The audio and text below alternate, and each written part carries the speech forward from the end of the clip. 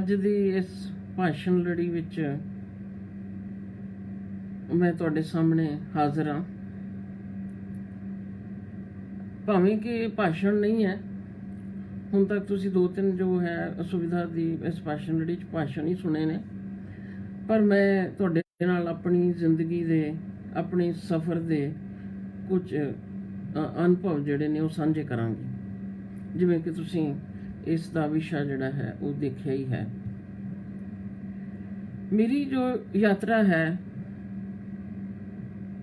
ਉਹ ਅੱਜ ਤੋਂ 50-60 ਸਾਲ ਪਹਿਲਾਂ ਜੋ ਸਾਡੇ ਸਮਾਜ ਦੇ ਹਾਲਾਤ ਸੀ, ਜਿਹਦੇ ਵਿੱਚ ਇੱਕ ਕੁੜੀ ਦੀ ਹੋਂਦ ਹਮੇਸ਼ਾ ਹੀ ਜੋ ਹੈ ਉਹ ਅਣਚਾਹੀ ਹੋਂਦ ਜਿਹੜੀ ਹੈ ਉਹ ਰਹੀ ਹੈ। ਹਾਲੇ ਕਿ ਇੱਕ ਪਰਿਵਾਰ ਦੇ ਵਿੱਚ ਪਹਿਲੀ ਦੂਜੀ ਕੁੜੀ ਵੀ ਹੋ ਜਾਏ ਤਾਂ ਵੀ ਉਹਦਾ ਸਵਾਗਤ ਨਹੀਂ ਸੀ ਹੁੰਦਾ, ਲੇਕਿਨ ਮੈਂ ਤੇ ਉਸ ਘਰ ਦੇ ਵਿੱਚ 6ਵੀਂ ਕੁੜੀ ਪੈਦਾ ਹੋਈ ਸੀ। ਮੈਂ ਬਹੁਤ ਛੋਟੀ ਸੀ, ਸ਼ਾਇਦ 5ਵੀਂ-6ਵੀਂ 'ਚ ਪੜ੍ਹਦੀ ਹੋਵਾਂਗੀ, ਜਦੋਂ ਮੈਂ ਓਵਰ ਹੇਅਰ ਕੀਤਾ। ਮੇਰੀ ਮਾਂ ਗੱਲਾਂ ਕਰ ਰਹੀ ਸੀ ਕਿਸੇ ਔਰਤ ਦੇ ਨਾਲ ਕਿ ਵੀ ਮੇਰੇ ਪੈਦਾ ਹੋਣ ਤੇ ਮੇਰੇ ਪਿਤਾ ਖੁਸ਼ ਨਹੀਂ ਸੀ ਹੋਏ, ਮੇਰੀ ਮਾਂ ਨਾਲ ਮਹੀਨਾ ਭਰ ਬੋਲੇ ਨਹੀਂ ਸੀ ਵੀ ਕੁੜੀ ਕਿਉਂ ਹੋਈ ਹੈ। ਉਹਦੇ ਤੋਂ ਇਹ ਨਜ਼ਮ ਮੇਰੀ ਜਿਹੜੀ ਤੁਸੀਂ ਸਾਰਿਆਂ ਨੇ ਬਹੁਤ ਪਿਆਰ ਦਿੱਤਾ, ਉਸ ਨਜ਼ਮ ਨੂੰ ਖੱਬਲ, ਇਹ ਮੈਂ ਬਹੁਤ ਬਾਅਦ ਜਾ ਕੇ ਕੋਈ ਕਰੀਬਨ 80ਵਾਂ ਜੋ 1980 ਦੇ ਤੋਂ ਬਾਅਦ ਮੇਰੇ ਕੋਲ 3-4 ਸਾਲ ਬਾਅਦ ਇਹ ਕਵਿਤਾ ਲਿਖੀ ਸੀ। ਇਹ ਅਹਿਸਾਸ ਜਿਹੜਾ ਸੀ, ਇਹੀ ਮੇਰੀ ਜਿਹੜਾ ਹੈ ਬੀਜ ਬਣਿਆ ਮੇਰੀ ਯਾਤਰਾ ਦਾ ਵੀ ਤੇ ਮੇਰੀ ਕਵਿਤਾ ਦਾ ਵੀ। ਕਵਿਤਾ ਦੇ ਬੀਜ ਮੈਨੂੰ ਮੇਰੇ ਪਿਤਾ ਕਵਿਤਾ ਲਿਖਦੇ ਸੀ, ਧਾਰਮਿਕ ਕਵਿਤਾ ਲਿਖਦੇ ਸੀ। ਕਵਿਤਾ ਦਾ ਇੱਕ ਮੁਹਾਵਰਾ ਮੇਰੇ ਘਰ 'ਚ ਸੀ। ਫਿਰ ਮੇਰੇ ਪਿਤਾ ਬਾਅਦ ਮੇਰੇ ਵੱਡੇ ਭਰਾ ਸੀਗੇ ਜਿਹੜੇ ਉਹ ਕਾਮਰੇਡ ਸੀਗੇ ਘਰ ਦੇ ਵਿੱਚ, ਮੈਨੂੰ ਉਹ ਸਾਹਿਤ ਵੀ ਪੜ੍ਹਨ ਨੂੰ ਮਿਲਿਆ। ਤੇ ਮੈਂ ਜਿਹੜੀ ਹੈ ਕਵਿਤਾ, ਮੈਨੂੰ ਆਪਣੀ ਗੱਲ ਵੀ ਮੈਂ ਕਵਿਤਾ 'ਚ ਕਹਿ ਸਕਦੀ ਹਾਂ। ਬਹੁਤ ਛੋਟੀ ਉਮਰ ਤੋਂ ਹੀ ਮੈਨੂੰ ਜੋ ਹੈ ਇਹ ਅਹਿਸਾਸ ਹੋ ਗਿਆ। ਤਾਂ ਕੁੜੀ ਦੀ ਹੋਂਦ ਜਿਹੜੀ ਹੈ, ਇੱਕ ਤੇ ਅਣਚਾਹੀ ਹੋਂਦ, ਇਹ ਸਵਾਲ ਮੇਰੇ ਸਾਹਮਣੇ ਬਹੁਤ ਛੇਤੀ ਹੀ ਮੇਰੇ ਸਾਹਮਣੇ ਇਹ ਸਵਾਲ ਆਇਆ। ਦੂਸਰਾ ਉਹਦੇ ਪਾਲਣ ਪੋਸ਼ਣ ਦੇ ਨਾਲ, ਜਿਵੇਂ ਮੇਰੀਆਂ 5 ਭੈਣਾਂ ਹੋਈਆਂ, ਫਿਰ ਉਹਨਾਂ ਤੋਂ ਬਾਅਦ 2 ਭਰਾ ਹੋਏ ਤੇ ਸਭ ਤੋਂ ਛੋਟੀ ਸੀ ਮੈਂ, ਤੇ ਮੇਰੀ ਜਿਹੜੀ ਪਰਵਰਿਸ਼ ਸੀਗੀ ਆਪਣੇ ਭਰਾਵਾਂ ਦੇ ਨਾਲ ਹੋਈ। ਤਾਂ ਉਸ ਪਾਲਣ ਪੋਸ਼ਣ 'ਚ ਜਿਹੜੇ ਵਿਤਕਰੇ ਸੀਗੇ, ਜਦੋਂ ਉਹਨਾਂ ਨੂੰ ਮੈਂ ਸੁਣਦੀ ਸੀਗੀ, ਮਹਿਸੂਸ ਕਰਦੀ ਸੀ ਵੀ ਕੁੜੀਆਂ ਆ ਨਹੀਂ ਕਰਦੀਆਂ, ਕੁੜੀਆਂ ਰੋਟੀ ਨਹੀਂ ਖਾਂਦੀਆਂ, ਜ਼ਿਆਦਾ ਰੋਟੀ ਨਹੀਂ ਖਾਂਦੀਆਂ, ਕੁੜੀਆਂ ਨੂੰ ਬਾਅਦ ਵਿੱਚ ਰੋਟੀ ਦਿੱਤੀ ਜਾਣੀ ਚਾਹੀਦੀ ਹੈ। ਇਸ ਤਰ੍ਹਾਂ ਦੀਆਂ ਗੱਲਾਂ, ਕਿ ਬਹੁਤ ਸਾਰੀਆਂ ਗੱਲਾਂ ਜਿਹੜੀਆਂ ਨੇ ਕੁੜੀਆਂ ਦੇ ਨਾਂ ਦੇ ਉੱਤੇ ਮਿੱਥ ਦਿੱਤੀਆਂ ਹੋਈਆਂ ਨੇ ਸਾਡੇ ਸਮਾਜ ਨੇ, ਉਹਨਾਂ ਦੇ ਵਿੱਚ ਮੈਂ ਵੱਡੀ ਹੋਈ। ਉਸੇ ਨੇ ਹੀ ਮੇਰੇ ਅੰਦਰ ਜਿਹੜਾ ਸੀਗਾ ਇੱਕ ਵਿਦਰੋਹ, ਮੈਨੂੰ ਵੀ ਨਹੀਂ ਸੀ ਪਤਾ ਕਿ ਕਿਸ ਤਰ੍ਹਾਂ ਉਹ ਵਿਦਰੋਹ ਸੀ ਜਿਹੜਾ ਉਹ ਮੇਰੀ ਮਿੱਟੀ ਦੇ ਵਿੱਚ ਸ਼ਾਮਲ ਹੁੰਦਾ, ਸਿੰਜਿਆ ਜਾਂਦਾ ਰਿਹਾ। ਮੈਂ ਬਹੁਤ ਛੋਟੀ ਸੀਗੀ। ਇਹ ਗੱਲ ਵੀ ਮੈਨੂੰ ਬਾਅਦ ਵਿੱਚ ਮੇਰੇ ਘਰਦਿਆਂ ਨੇ ਜਿਹੜੀ ਹੈ ਉਹ ਦੱਸੀ ਕਿ ਮੈਂ ਅਜਿਹਾ ਕੀਤਾ ਸੀ। ਜਿਵੇਂ ਇੱਕ ਮਤਲਬ 3 ਭੈਣ ਭਰਾ, ਜਿਵੇਂ ਕਹਿੰਦੇ ਮੇਲਾ ਲੱਗਾ ਪਿੰਡ ਦੇ ਵਿੱਚ, ਵੀ ਮੇਲਾ ਵੇਖਣ ਜਾਣਾ, ਤੇ ਮੇਲੇ ਤੇ ਜਾਣ ਲੱਗਿਆ ਉਦੋਂ 1 ਰੁਪਈਆ ਜਿਹੜਾ ਉਹ ਕਾਗਜ਼ ਵਾਲਾ ਰੁਪਈਆ ਹੁੰਦਾ ਸੀ, ਤੇ ਉਹ ਕਾਗਜ਼ ਵਾਲਾ 2 ਰੁਪਈਏ ਮੇਰੇ ਭਰਾਵਾਂ ਨੂੰ ਦਿੱਤੇ ਤੇ ਮੈਨੂੰ 1 ਰੁਪਈਆ ਦਿੱਤਾ, ਕਿਉਂਕਿ ਵੀ ਇਹ ਕੁੜੀ ਆ, ਵੀ ਇਹਨੂੰ 1 ਰੁਪਈਆ ਦੇਣਾ। ਤੇ ਉਹ ਮੈਨੂੰ ਗੁੱਸਾ ਆਇਆ। ਮੈਂ ਕਿਹਾ ਮੈਨੂੰ ਵੀ 2 ਰੁਪਏ ਦਿਓ। ਕਹਿੰਦੇ ਨਹੀਂ ਵੀ ਤੈਨੂੰ 1 ਰੁਪਈਆ ਦੇਣਾ। ਮੈਂ ਉਸ ਨੂੰ ਫਾੜ ਦਿੱਤਾ ਤੇ ਦੋਨਾਂ ਨੂੰ ਦਿਖਾ ਕੇ ਕਿ ਵੀ ਯਾਰ ਦੇਖੋ ਮੇਰੇ ਵੀ 2 ਹੋ ਗਏ ਨੇ। ਇਹ ਇੱਕ ਮੇਰੇ ਹਾਲੇ ਉਦੋਂ ਮੈਨੂੰ ਉਦੋਂ ਕੋਈ ਨਾਰੀਵਾਦ ਸਮਝ ਨਹੀਂ ਸੀ ਆਇਆ ਕਿ ਵੀ ਕੁਝ ਹੁੰਦਾ ਹੈ, ਲੇਕਿਨ ਉਹ ਮੇਰਾ ਇੱਕ ਵਿਦਰੋਹ ਸੀਗਾ ਕਿ ਮੇਰੇ ਨਾਲ ਜਿਹੜਾ ਵਿਤਕਰਾ ਬਹੁਤ ਮਤਲਬ ਅਣਪੋਲ ਸੀਗਾ। ਉਹ ਇਸ ਤਰ੍ਹਾਂ ਹੀ ਮੇਰੇ ਅੰਦਰ ਜਿਹੜਾ ਹੈ। ਇੱਕ ਹੋਰ ਇਸ ਤਰ੍ਹਾਂ ਦੀ ਇੱਕ ਹੋਰ ਮੈਂ ਮਿਸਾਲ ਦੇਵਾਂ ਤਾਂ ਮੇਰਾ ਜਿਹੜਾ ਛੋਟਾ ਭਰਾ ਸੀ, ਮਤਲਬ ਮੇਰੇ ਤੋਂ ਵੱਡਾ ਸੀ, ਦੋਨਾਂ ਚੋਂ ਛੋਟਾ ਸੀ ਜਿਹੜਾ, ਉਹ ਗੋਲੀਆਂ ਖੇਡਦਾ, ਬੰਟੇ ਖੇਡਦਾ ਸੀਗਾ। ਤੇ ਜਦੋਂ ਉਹਨੇ ਖੇਡਣਾ ਤੇ ਮੈਨੂੰ ਵੀ ਇੱਕ ਦਿਨ ਮੈਂ ਵੀ ਕਿਹਾ ਕਿ ਵੀ ਮੈਂ ਵੀ ਖੇਡਣੀ ਆ। ਕਹਿੰਦੇ ਲੈ ਕੁੜੀਆਂ ਥੋੜੀ ਬੰਟੇ ਖੇਡਦੀਆਂ। ਤੇ ਮੈਨੂੰ ਮੇਰੇ ਅੰਦਰ ਸੀ ਵੀ ਮੈਂ ਵੀ ਖੇਡਣੇ ਆ। ਫਿਰ ਮੈਂ ਇੱਕ ਦਿਨ ਮੈਨੂੰ ਮੇਰੇ ਮਾਂ ਨੇ ਦੁਕਾਨ ਤੇ ਭੇਜਿਆ, ਸਾਬਣ ਲੈਣ ਵਾਸਤੇ ਕੁਝ ਪੈਸੇ ਦੇ ਕੇ ਭੇਜਿਆ। ਉਹਦੇ ਚ ਜਿਹੜੇ ਪੈਸੇ ਬਚੇ ਥੇ ਮੈਂ ਉਹਦੇ ਬੰਟੇ ਲੈ ਲਏ। ਉਹ ਜਦੋਂ ਮੈਂ ਲੈ ਕੇ ਆਈ ਘਰ ਤੇ ਉਹ ਫਿਰ ਮੈਨੂੰ ਕਾਫੀ ਉਹਦੀ ਮਾਰ ਖਾਣੀ ਪਈ ਉਹਦੇ ਕਰਕੇ। ਫਿਰ ਮੇਰੇ ਅੰਦਰ ਇੱਕ ਜਿਹੜਾ ਹੈ ਉਹ ਮੇਰੇ ਅੰਦਰ ਬਹੁਤ ਸੀ ਵੀ ਮੈਂ ਨਾ ਆਪ ਖਰੀਦਣੇ ਨੇ ਇਹ ਚੀਜ਼। ਬਹੁਤ ਛੋਟੇ ਹੁੰਦੇ ਤੋਂ ਹੀ ਵੀ ਜਿਹੜੇ ਕੰਮ ਲਈ ਮੈਨੂੰ ਰੋਕਿਆ ਜਾਂਦਾ ਸੀਗਾ ਤੇ ਉਹ ਮੈਨੂੰ ਲੱਗਦਾ ਸੀਗਾ ਕਿ ਨਹੀਂ ਇਹ ਮੈਂ ਕਿਉਂ ਨਹੀਂ ਕਰ ਸਕਦੀ ਇਹ। ਕਿਉਂਕਿ ਉਹ ਕੁੜੀ ਦੀ ਹੋਂਦ ਦਾ ਇਹਦੇ ਜਿਹੜੇ ਸਵਾਲ ਨੇ ਕਿ ਕੁੜੀ ਐ ਨਹੀਂ ਕਰਦੀ, ਕੁੜੀ ਐ ਨਹੀਂ ਕਰਦੀ, ਉਹ ਸਵਾਲ ਜਿਹੜੇ ਨੇ ਮੇਰੇ ਅੰਦਰ ਜਿਹੜੇ ਉਹ ਬਹੁਤ ਮੈਨੂੰ ਨਹੀਂ ਪਤਾ ਅਣਭੋਲ ਜਿਹੇ ਵਿੱਚ ਹੀ ਮੇਰੇ ਅੰਦਰ ਆ ਕੇ ਖੜੇ ਹੋ ਜਾਂਦੇ ਸੀ। ਉਹ ਮੇਰੇ ਸਾਡੇ ਗੁਆਂਢੀਆਂ ਦੀ ਕੁੜੀ ਸੀਗੀ, ਉਹ ਕਹਿੰਦੇ ਅਸੀਂ ਨਾ ਮਿਰਚਾਂ ਚੁਗਣ ਜਾਣਾ। ਮੈਂ ਕਿਹਾ ਫਿਰ ਤੁਸੀਂ ਕੀ ਕਰਦੇ ਹੋ? ਕਹਿੰਦੇ ਮਿਰਚਾਂ ਚੁਗਦੇ ਆ ਤੇ ਜਿੰਨੀਆਂ ਮਿਰਚਾਂ ਅਸੀਂ ਚੁਗਦੇ ਆ ਤੇ ਉਹਨਾਂ ਦੇ ਵਿੱਚੋਂ ਕੁਝ ਮਿਰਚਾਂ ਉਹਦਾ ਚੁਗਣ ਦਾ ਜਿਹੜਾ ਉਹ ਮਿਰਚਾਂ ਦੇ ਖੇਤ ਦਾ ਮਾਲਕ ਜਿਹੜਾ ਉਹ ਕੁਝ ਮਿਰਚਾਂ ਸਾਨੂੰ ਦੇ ਦਿੰਦਾ, ਫਿਰ ਅਸੀਂ ਉਹ ਦੁਕਾਨ ਤੇ ਵੇਚ ਦਈਦਾ ਤੇ ਸਾਨੂੰ ਕੁਝ ਪੈਸੇ ਮਿਲ ਜਾਂਦੇ। ਮੈਂ ਉਹਨਾਂ ਦੇ ਨਾਲ ਮਿਰਚਾਂ ਚੁਗਣ ਚਲੀ ਗਈ। ਉਹ ਪੂਰਾ ਦਿਨ ਮਿਰਚਾਂ ਚੁਗੀਆਂ, ਉਹਦੇ ਵਿੱਚੋਂ ਜਿਹੜੀਆਂ ਮਿਲੀਆਂ ਜਾ ਕੇ ਦੁਕਾਨ ਤੇ ਵੇਚੀਆਂ ਤੇ ਫਿਰ ਉਹਨਾਂ ਦੇ ਉਹ ਬੰਟੇ ਉਹ ਗੋਲੀਆਂ ਜਿਹੜੀਆਂ ਨੇ ਉਹਨਾਂ ਦੀਆਂ ਖਰੀਦੀਆਂ ਕਿ ਮੈਂ ਉਹਨਾਂ ਨਾਲ ਖੇਡਣਾ ਹੈ। ਇਹ ਇੱਕ ਮੇਰੇ ਅੰਦਰ ਇਹ ਜਿਹੜੇ ਨੇ ਨਾ ਇਹ ਜਿਹੜੀਆਂ ਲੜਾਈਆਂ ਨੇ ਇਹ ਉਸ ਵੇਲੇ ਦੀਆਂ ਲੜਾਈਆਂ ਨੇ ਜਦੋਂ ਕਿ ਸੱਚਮੁੱਚ ਕੁੜੀਆਂ ਨੂੰ ਕੋਈ ਹੱਕ ਨਹੀਂ ਸੀ ਹੁੰਦੇ, ਹਰ ਗੱਲ ਤੇ ਉਹਨਾਂ ਨੂੰ ਸਵਾਲ ਜਿਹੜਾ ਹੈ ਉਹ ਕੀਤਾ ਜਾਂਦਾ।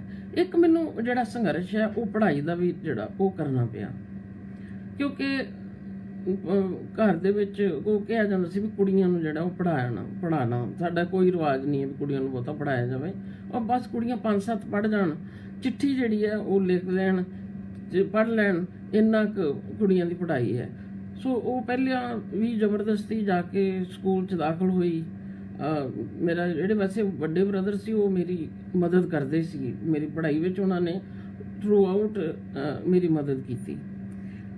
ਤਾਂ ਜਿਸ ਵੇਲੇ ਮੈਂ 5ਵੀਂ ਪਾਸ ਕੀਤੀ ਤਾਂ ਉਸ ਵੇਲੇ ਉਹਨਾਂ ਨੇ ਕਿਹਾ ਕਿ ਵੀ ਬਸ ਹੁਣ ਅੱਗੇ ਨਹੀਂ ਪੜ੍ਹਨਾ।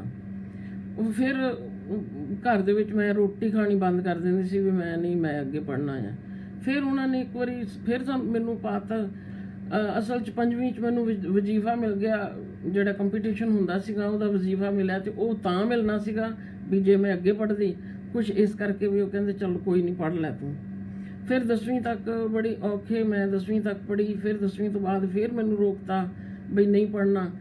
ਫਿਰ ਮੈਂ ਕਾਲਜ 'ਚ ਅਸੀਂ ਚੰਡੀਗੜ੍ਹ ਸ਼ਿਫਟ ਕਰ ਗਏ ਸੀ, ਉੱਥੇ MCM DAV ਕਾਲਜ ਦੇ ਵਿੱਚ ਮੈਂ ਦਾਖਲਾ ਲਿਆ ਤੇ BA ਫਸਟ ਈਅਰ ਦੇ ਵਿੱਚ ਇਹਨਾਂ ਫਿਰ ਮੈਨੂੰ ਕਹਿੰਦੇ ਵੀ ਨਹੀਂ ਅੱਗੇ ਨਹੀਂ ਪੜ੍ਹਨਾ। ਤਾਂ ਮੈਂ ਕਿਹਾ ਵੀ ਹੁਣੇ ਤੇ ਮੈਂ ਨਹੀਂ ਪੜ੍ਹਨ ਤੋਂ ਤਾਂ ਮੈਂ ਨਹੀਂ ਹਟਾਂਗੀ। ਮੈਂ 2 ਮਹੀਨੇ ਦੀਆਂ ਛੁੱਟੀਆਂ BA ਫਸਟ ਈਅਰ ਦੇ ਪੇਪਰ ਦਿੱਤੇ ਤੇ ਜਿਹੜੀਆਂ 2 ਮਹੀਨੇ ਦੀਆਂ ਛੁੱਟੀਆਂ ਹੁੰਦੀਆਂ ਨੇ ਉਹ ਛੁੱਟੀਆਂ ਦੇ ਵਿੱਚ ਮੈਂ ਇੱਕ ਸਰਫ ਵੇਚਣ ਵਾਲੀ ਕੰਪਨੀ ਸੀਗੀ ਤੇ ਉਹਦੇ ਵਿੱਚ ਮੈਂ ਨੌਕਰੀ ਕੀਤੀ। 150 ਰੁਪਇਆ ਮਹੀਨਾ ਮੈਨੂੰ ਉਹਨਾਂ ਨੇ ਤਨਖਾਹ ਸੀ ਜਿਹੜੀ ਉਹ ਦਿੱਤੀ। ਘਰ ਘਰ ਜਾ ਕੇ ਸਰਫ ਵੇਚਣੀ।